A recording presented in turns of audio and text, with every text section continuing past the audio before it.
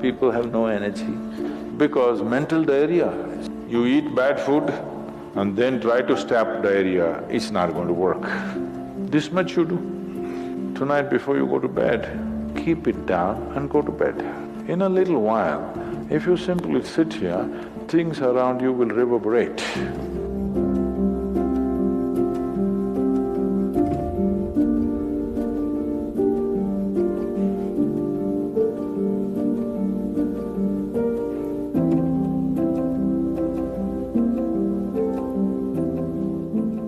Is it possible to do it without using specific mudras, whatever? Yes. These are all small help, little assistance. You don't see a Shiva or a Krishna holding mudra and sitting like this, simply intense. Nor will you ever see me sitting like this.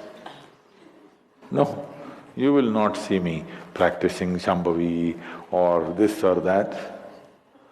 If I just close my eyes for 20 seconds, I'm done. I'm ready for the day. So, this is all good help. But is it the only way to do it? No. You can simply sit. If you learn to simply sit, you'll become tremendously intense. Right now, your energy is simply expended by doing unnecessary, endless activity.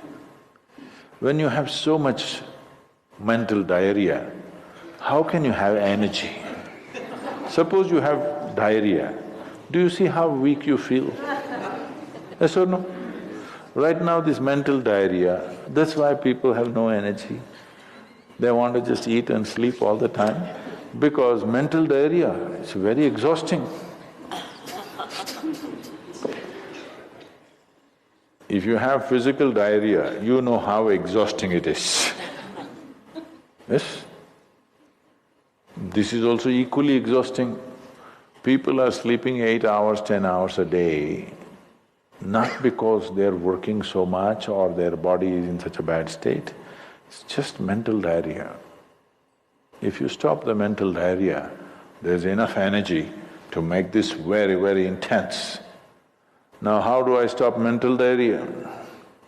If you have diarrhea, physical diarrhea, what is the first thing to do?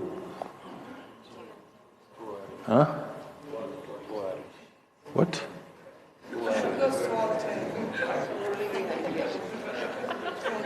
Yes, run to the toilet, I know that.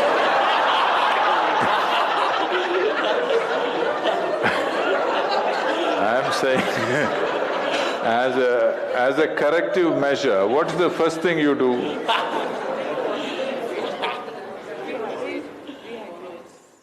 No, as a corrective measure, what is the first thing you do? First thing is stop eating, right? Yes or no? But diarrhea means in some way we've eaten something that the body doesn't want. It's trying to throw it out. Yes? You've taken something inside which the body doesn't like. It wants to throw it out. First thing is, stay away from food for some time. You eat bad food and then try to stop diarrhea, it's not going to work. So similarly, bad food for the mind is just this. You have gotten identified with things that you are not. The moment you get identified with things that you are not, mental diarrhea is inevitable. It's bad food for the mind. Now it will run endlessly, do what you want. You do any damn meditation, you say Shiva, Rama, it's not going to stop. It's not stopped, isn't it? Because bad food is being eaten every day, you're getting identified with more and more things and you want to stop your mind, you do whatever kind of circus, it is not going to stop.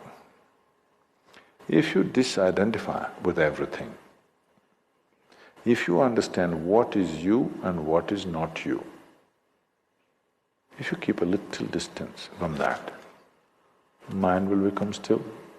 If you want, you can use it, otherwise you can keep it. Now my hand is there, if I want I can move it, otherwise I can keep it. This is a useful hand.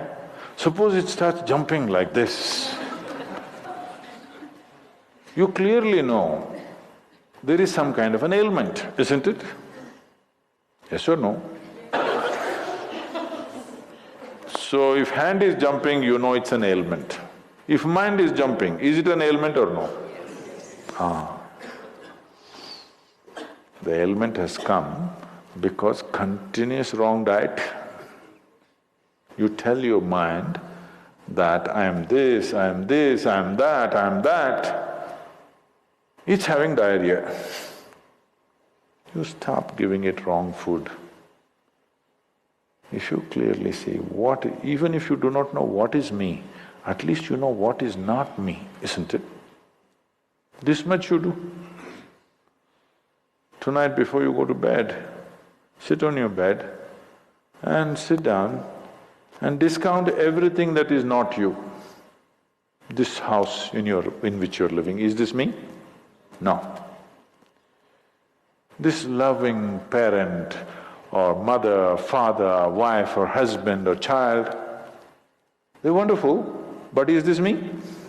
No. Now these nice clothes I'm wearing, is this me? No.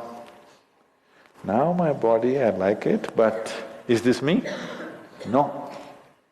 Now I'm having so many thoughts, is this me? No.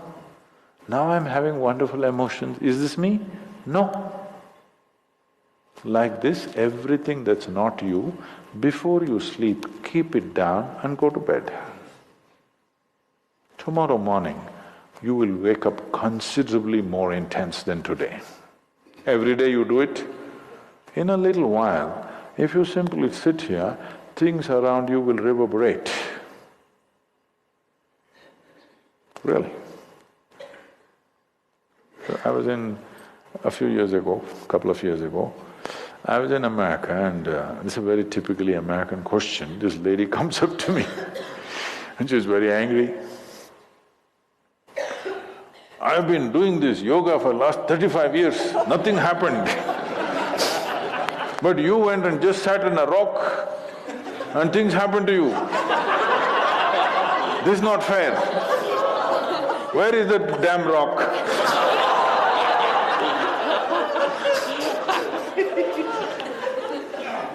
She thinks it's the rock which did it.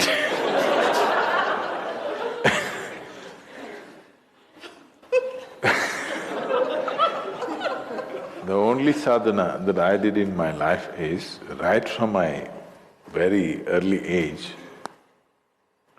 though I was very actively involved with everybody around me, I never identified myself with my parents or my siblings or my endless number of friends or the society or the religion or the country or anything around me.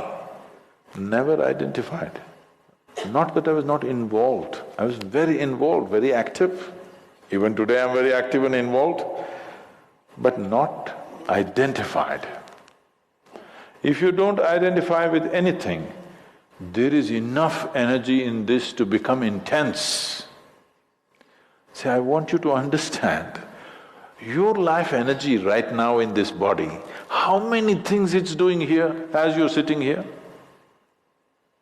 Hello, do you know the complexity of activity it is doing?